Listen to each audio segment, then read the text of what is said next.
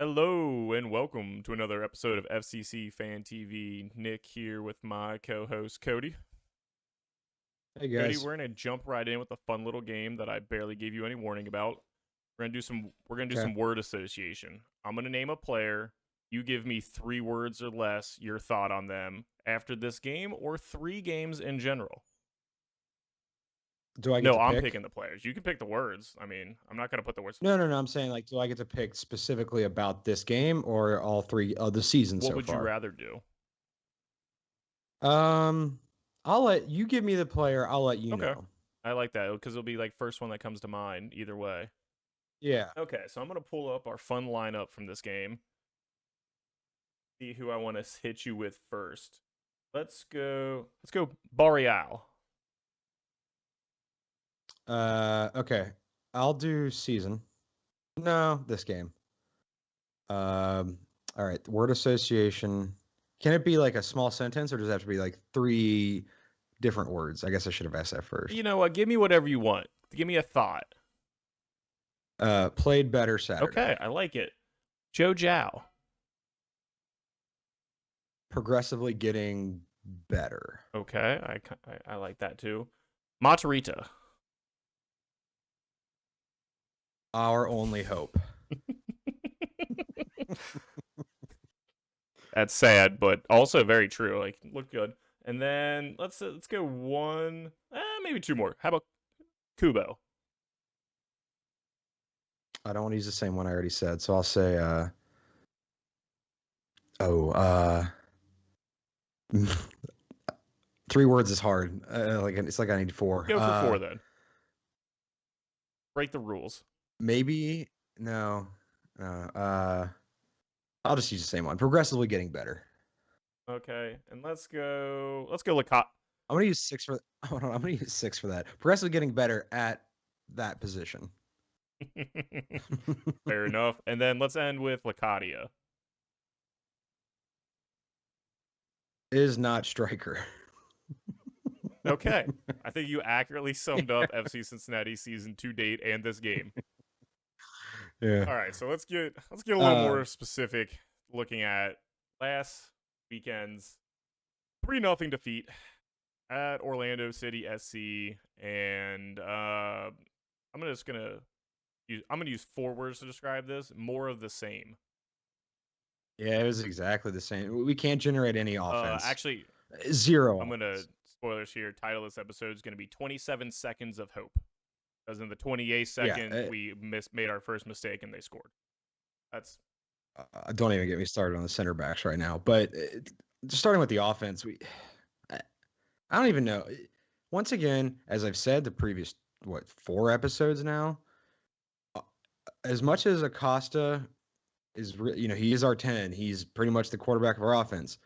If he's down, which he is, our team can't just falter completely. Like we can't be at the end of the Jenga already, and you're pulling out these last pieces.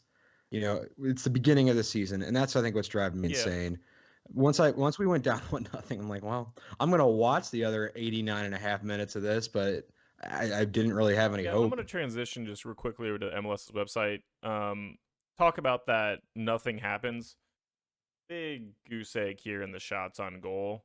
And then we've talked about this. If you go down and look at the speed pass chart for our team, it doesn't cross midfield. Just nothing. Like they're you can look at the little intervals they have here. This was just yeah, I have nothing, like no elation, not even like negativity at this point. It's just bordering on apathy of kind of just watching this team already 3 weeks in. Yeah, and not to like make the episode shorter in any way, but there's really nothing to talk about with Orlando. They are who we thought they were. They're good. They outplayed us at every position. That's 2 years in a row. Nani's put in just not even that the goal was unbelievable. It's that he like shook Kubo out of his Yeah, my cleats and then my kicked it. pregame note. I'm not sure if you actually even got to pull the doc because we threw this together last second. Was Nani sent Kubo to the Shadow Realm, Yeah, it's pretty accurate. and I And feel bad Kubo that it actually happened to had a good Kubo game. because Well, he had a good match. he was one of the only players, and actually Matarita was the Mm. same, which is why I said our only hope. Kubo was one of the only players that actually turned and tried to take the ball upfield. Yes, I was very happy to see looks like he's making a concerted effort to do that more and more. I think he's getting more comfortable in his position, Yeah, which is good, which is what you want to see progress game by game. Did he make mistakes? Yeah, everyone on this team made mistakes. But the fact that he's at least trying to get the ball going up the right direction made me feel a little bit better. Matarita had two beautiful passes, which I believe you said you had at least a still shot of one a little bit yeah. later. So I can just flip to that one here. It was right here in the 38th minute, one of our best chances of the game. Matarita off screen because of how far he played this ball. Shoots it over the top. Barrial brings it down and just unfortunately can't. Like Glacy made a nice charge out of his box and forced a tough chip attempt from Barrial, and it went up and wide. But like, it was just very nice vision for Matarita to even be able to look up, see that pass, and pick it out. And honestly, a great job by Barrial to make that run, bring it down. Barrial in this game was also one of the other bright spots for me. Very nice set piece deliveries, kind of made a couple of nice runs like this. Just didn't really turn the ball over. Just as solid and steady as you could really ask for, considering we kind of got just run I off the feel like, field. well, this is the first game we've seen so far this season, including preseason, where I feel like him and Zhao weren't confused. Yes, it. Not they almost seemed like they were on the same page, which I think really helped. Which is one. Okay, so you want to start taking optimistic takes out of this. That's one thing we've preached about. We want to see is just progression. And although we can't score to save our lives, which has been the way we've been since MLS, the progression for certain players is looking better. And you almost wonder when we have Acosta back, which it'll be 4 weeks once the home opener hits since he's been out. So you kind of hope you see him then. That you plug him in and you wonder if it completely changes the team around because besides left wing, I would say almost your entire right side with if you include Kubo over there. So Kubo, Zhao, and Barrial have progressively started to look better.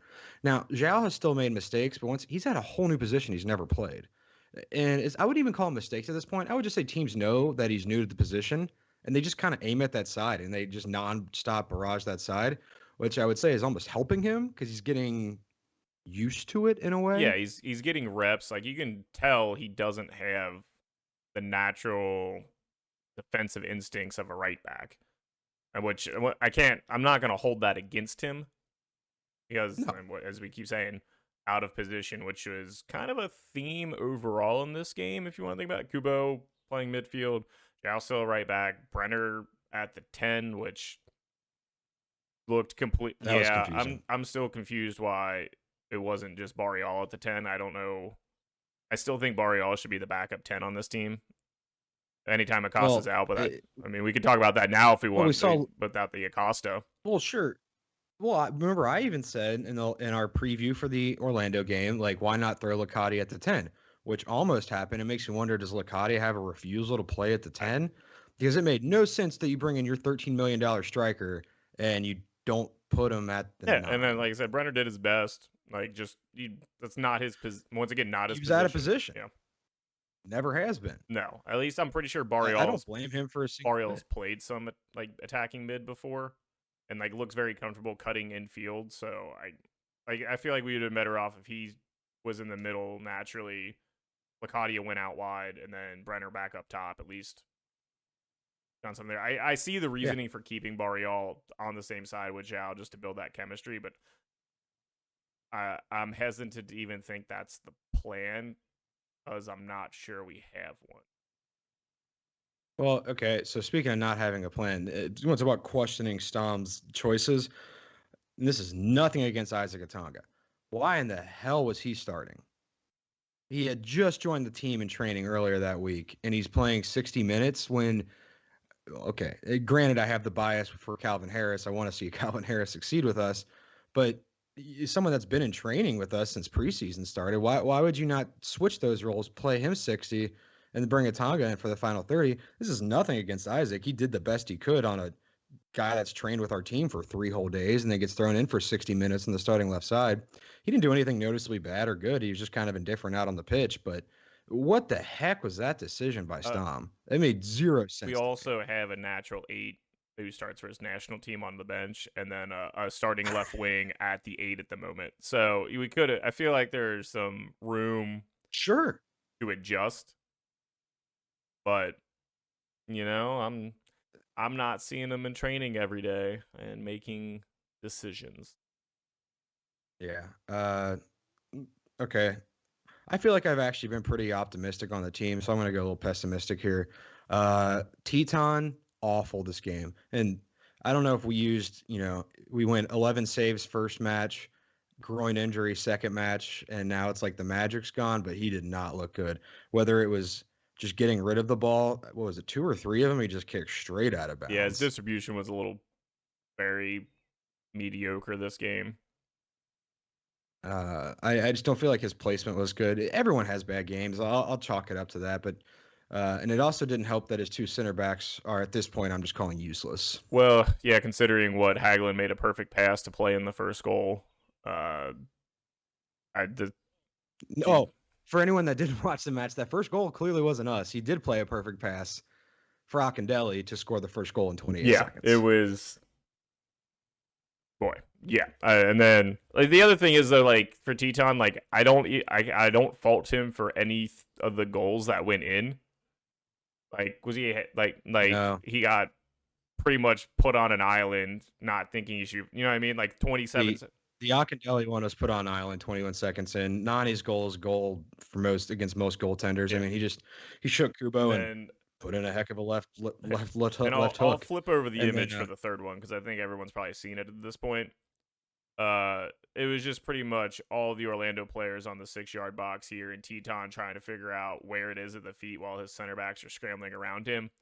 It turned into a scramble drill, and it just I, I don't hesitate here because yep. honestly, this was a very nice chipped ball over by Nani that was very nicely headed back across the 6, and then it ended in this. So whether you think that's because he wasn't marked here, but you can also see here 3 guys just ball watching while our center backs, one of who's probably half concussed at this point, is scrambling around. And that was just is what it is. I don't even remember what 80th minute here. The game was I already mean, the over. game was Yeah. over at that point. So Um, but yeah, but either way, take out even before Petter. So Pedersen got hurt for. I want to say he was out for like 7 minutes. They yeah, took him out Teton to do a concussion caught him in the protocol. back of the head on a clearance, like and just a freak accident. And they brought Viacia in, Yeah, honestly, and then I sick. was really confused when they brought Pedersen back after so long. Yep. Stop. So that's another Stomp thing I just didn't Like they were understand. talking like, oh, you want your center backs out there on the broadcast, and I was like, you guys have much more hope than I do that this is still going to be a ball game with 17 minutes left after he got hit. Because I was like, Yeah. unless honestly Viacia wasn't just in fitness and ready to go, but at that point, why is he the one on? Why is anybody else just not come? Yeah, or just Stanko. anybody. Let's be honest here. Like at that point, Or or I didn't Zico, understand like the and just Stanko sub at this point no either. bringing a D mid Eh, late in the game. yeah. Who got a yellow card in like 30 seconds? Cruz once again has dishonored Yopstom's family, and I don't know how. Like, don't know why. Don't know how. You know, I don't know if I'm on the Stom out train quite yet, but I think I might be like pulling up to the station. I'm on the Uh, it's getting I'm on close for the me. Stom. Please take some accountability during your press conferences train. Yeah, that's starting Yeah, to he get a little kind of angering. threw the players under the bus in this one, but to be fair, Hagelin threw himself under a bus immediately at 27 seconds in. So those kind of mistakes don't really inspire confidence from anybody. So I'm No. really hoping maybe by the home opener, Vanderwerf, good to go. Viacia, good to go. Just two new center backs. I know it's shaky in the home opener, but like they can't. I don't think they could possibly You be worse. can't play worse. They had so I will honestly say from match day 1 to match day 3, our center backs have gotten progressively worse. They were okay against Nashville, nothing crazy. I would say like, oh, they're average. Didn't look so hot against New York City FC, and looked horrid against Yeah, I Orlando. firmly believe Tom Pedersen cannot jump at this point. No evidence. Well, I don't, and he can't jump, and I feel like as soon as Hagelin jumps, like I want to say like loses consciousness in a way. Like his timing is it's just not. It's like he sees the ball in the air, just jumps and hopes and wishes for the best. You know, like Yeah. I don't know. It It's was not bad. also helpful that two of our best chances this game were off of set pieces. One Hagelin blasted wide, and the other one Pedersen kind of dove for and just completely missed. And they were both like right on the 6 yard, and I was like, those are the chances that a team is struggling really needs to at least put on frame. So Yeah. we're not like they're not even helping out on the set piece end at this point, and obviously defensively on set pieces, we still got a lot. I can pull up here just literally what is this? 2 minutes into the game. Just uncovered dude in the middle of the box for a header. Like center backs just kind of watching. Hagelin gets screened off by two guys. Jow just staring. No one goes up in the air and contests this. Like it's a whole back line issue for this one. I saw that one. I thought they were easily. Orlando honestly should have had 3 goals in probably the first 15 to 20 minutes. They put a lot of Hmm. headers on frame, just taking advantage of being completely poor on any sort of set piece. More of the same. Yeah. No, it's not pretty. So we're off this week. So this will be our only episode this week, most likely. Nick and I will also actually be gone this weekend, anyways. So, but there's no preview episode this week because there's no match, which I think this team desperately needs right now. It's just a week to collect themselves, a week to get healthy. Like you said, hopefully Vanderwerf's ready for the home opener. Hopefully Acosta's ready for the home On that opener. front, there is a picture going around today on Twitter of Acosta using both arms to take a picture at TQL Stadium. So Wait, what's the stadium? I'm caught now. TQL Yeah. Stadium for the corporate overlords, West End No. Stadium for all the cool kids. Yeah, that's right. So I want to Okay. ask you this: And I'll honestly say this. Okay, yeah, who go was your ahead. man of the match? Matarita or Barrial, one of Yeah, the two. and I just want to kind of draw attention here. Really nice, just hustle effort by Matarita. We ended up with Zhao making a counterattack here, and he's all the way up on the left side here. And then not what is this, 15 seconds later, they counter and he is tracked all the way back to our own box. Just this is already down 2-0. This is kind of the exact kind of effort you wish everyone on the team was showing. He's probably been my maybe even man of the season to start it out so far, just because he's the only one that seems like he's put in 3 games of 90 minutes of effort. Yeah, no, I agree. Yeah, Barrial, for anyone that didn't really watch the match or turned it off after 28 seconds, Barrial looked a lot better this match though. Like I don't know if it's like I said with his connection with Zhao, or he kind of seemed like he just was almost more freeing. He just kind of did what he wanted to do with it, and it looked a lot better. Um, we didn't really touch on Lacadia or Brenner. Well, we touched on Brenner for a minute. He's just out of position. He just didn't look good. But once again, he didn't look good when he wasn't in his position. And we paid $13 million to let him play for. Lacadia, he's just not a striker. You're not in MLS. Uh, It's looking more and more how many? likely that the only reason if he's still here after his loan is because he hit the triggers that triggers the extension. I don't think it's going to Yeah, be, and that's unfortunate. I think he really, if it would, I think last year just really put it behind the 8 ball and just kind of. I don't know. Like you can kind of you see what I believe the front office and the manager sees. Like he fights, he plays physical hold up play, but he's not putting the ball in the back of the net, or even he didn't no, even have a and it shot this almost. game. So like it's I don't understand there, and it wasn't us just making this up. There was a lot of hype in preseason that he was going to be at left wing. We saw that in increments in the first match. Uh, I can't even think of New York right now. Did you play at left wing in the second match? yes, Okay, but then you slot him in as your striker and in you this drop match. your What number 9 who's been and playing drop your striker okay. to a a mid. I guess to me it should have been Lakai on the left, Brenner in the middle, um, Barrial at the right, or like you said, bring Barrial in at the 10, throw Kubo back up to right, and put Cruz in at the 8. Like I just don't even feel like we're optimizing. Yeah. Yeah, okay. That's a real word. It's one of those words, and I said it. I'm like, well, but we're not even optimizing the players that we have, which is, I think, what's driving me nuts more than anything. It's almost hard, like, besides the center backs, it's almost hard to blame the players when they're playing out of position, and we could put them in a better spot to do well, and this coaching staff has a refusal to do so. Yeah. I Um, like we signed these players and we're playing so many of them right now out of position. So at that point, is it yeah. because? And then I just think part of it is we've shown no flexibility of changing that formation to account for our personnel, which is that's on the manager.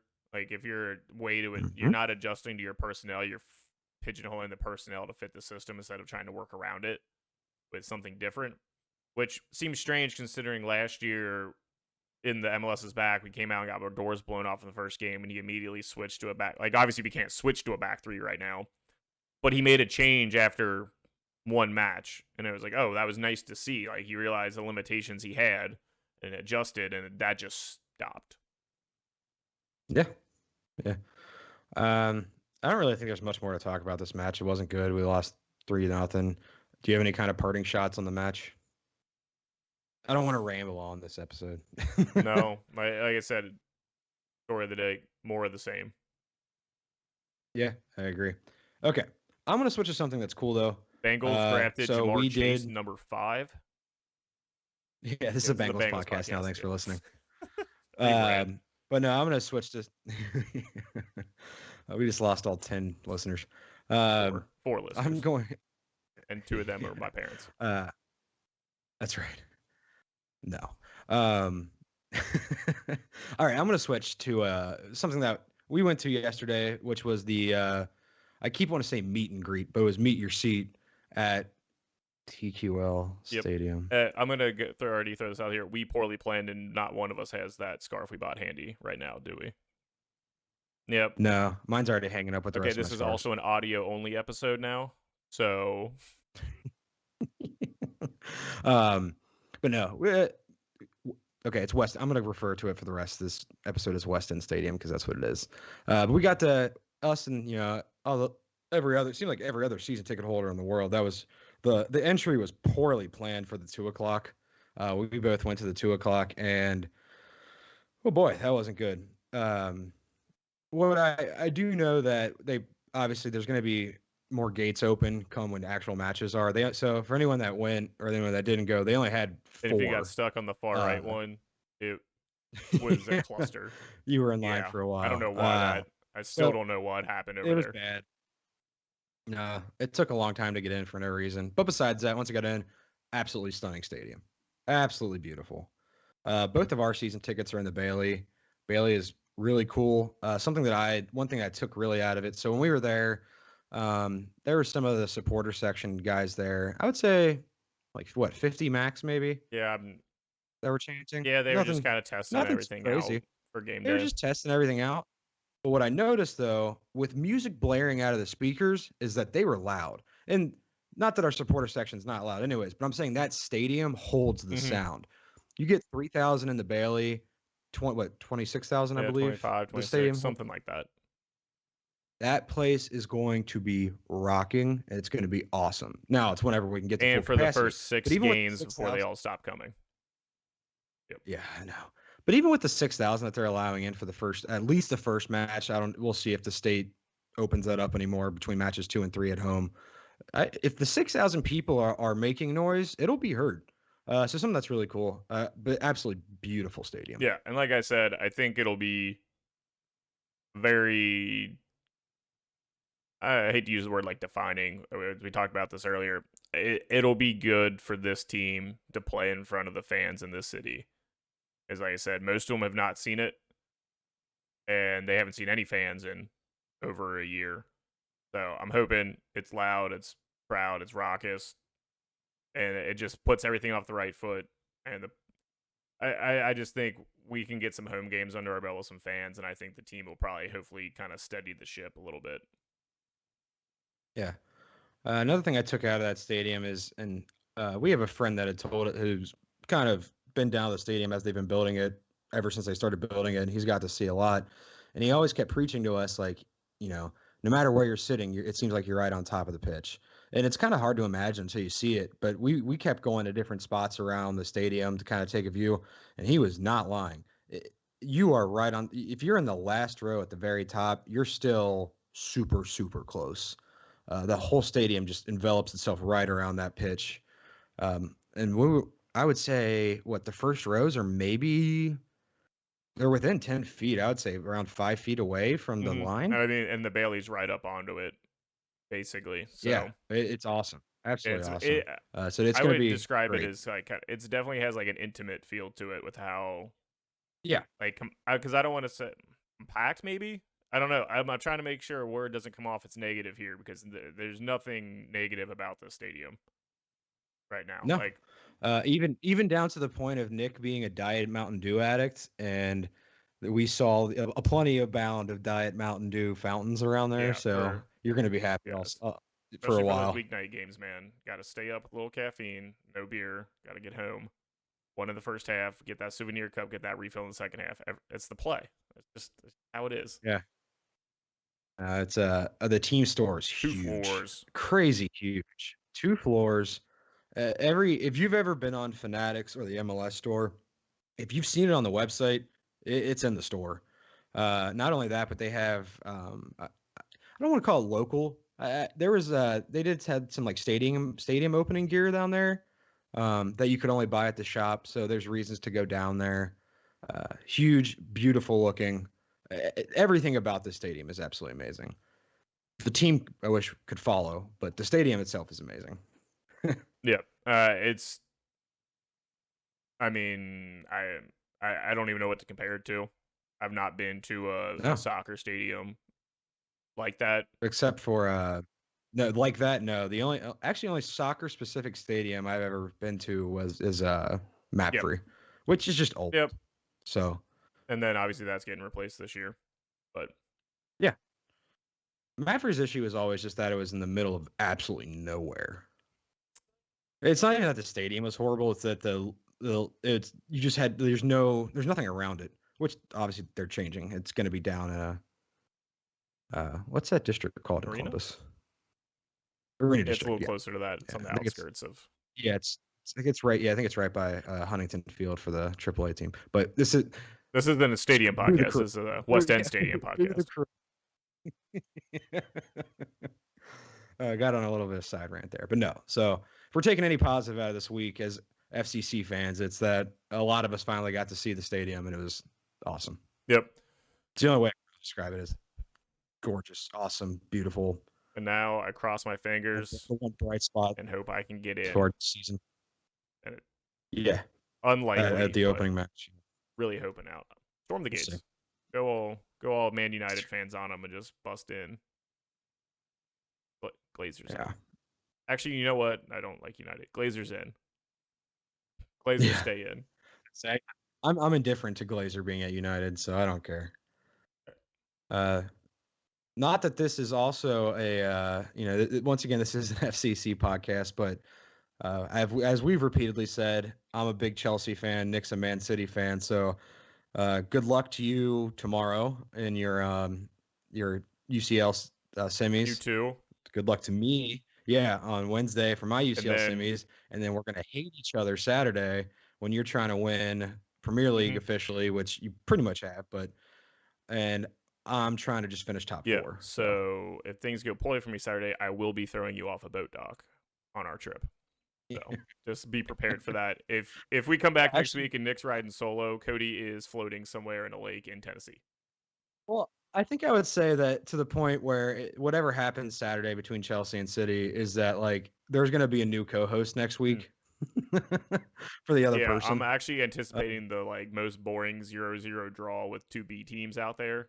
Like That's all I need is a point, so that's fine. I want 3. I want to win the title, not just watch Liverpool beat Man United to win the title. So I'm actually a little okay with the postponement. Like, it'd have been nice just to seal it up, but you always rather get it when when the when the team's on the field and they kind of do it. You know, they get a little bit of the celebration then, not just sitting there watching them chill at home because of they can't obviously be watching it together. I'd assume with the COVID protocol still. So like, what are you gonna do?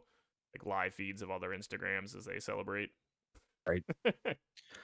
Do you have any parting shots for FCCA on this week though? There's not really much going on. Hmm. Parting shots? No. I'm almost glad to already get a nice break from having to Yeah, rewatch I think all of these fans need games. it. Been a Yeah, struggle. I think the fans need it. I think the team needs it. The bye. I guess it's called a bye week. Yeah, That's a it's their technical buys. term In in fantasy MLS. MLS, it says Yeah. buy, so that's what I'm gonna go with. Okay.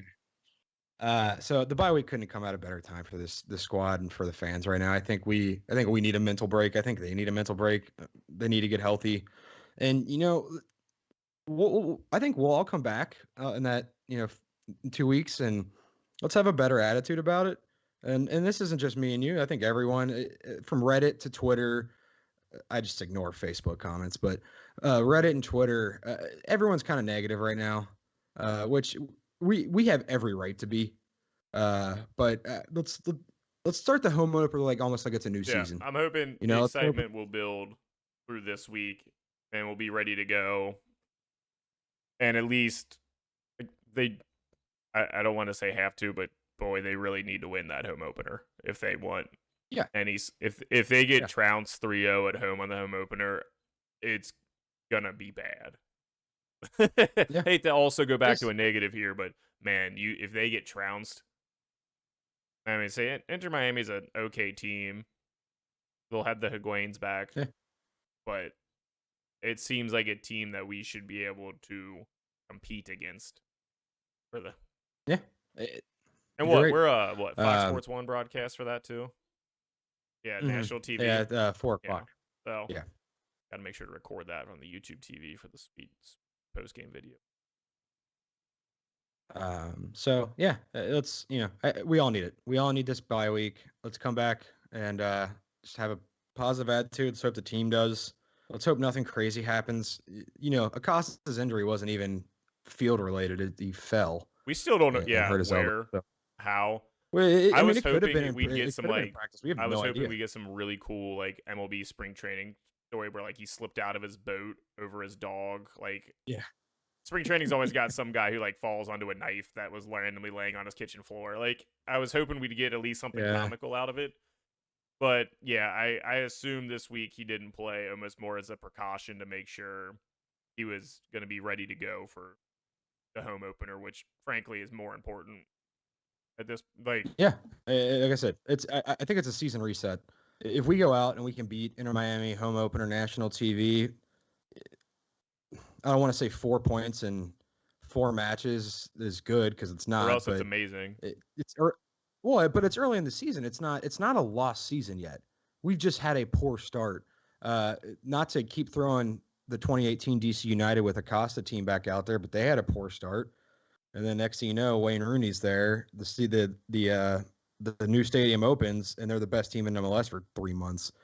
I don't think we're going to be the best team in MLS for 3 months, but if the stadium opening and the fans back and Acosta's back and our center backs remember how to play the game, the season's not lost. We're still No, here. yeah, So I don't know if we'll do it or if they'll be healthy, but yeah, come that game, like I said, we'll touch on this when we eventually do our game preview for that sometime next week. That one of the center backs will be ready to go to replace one of Pedersen or Hagland, preferably yeah, both. I'd like to see Vanderwerf and Viacia together because I think, frankly, that's going to be the pairing of. Obviously, not long term with Vanderwerf's age, but I would assume that's the pairing that they would want to get out there the majority of the time. So if they could come out, I don't care if it's their first start together. Like you put the best talent out on the field, and I'm going to assume at this point they're going to be the best talent. yeah. All right. So like I said, only episode this week. There's nothing to preview. We have a bye week. We'll be back. Probably only one episode next week too, because there's going to be nothing to summarize because we didn't have a match. We'll have a preview of the stadium opening and the Inter Miami game. Any final parting shots, Nick? Nope. I'm feeling real All right. apathetic and I'm ready to be done. Yeah, so it's okay. So everyone, take the week off, reset. I'm calling it the season starts next week. We played poor. These past 3 preseason games have been poor. So new season starts next week for us, for the team.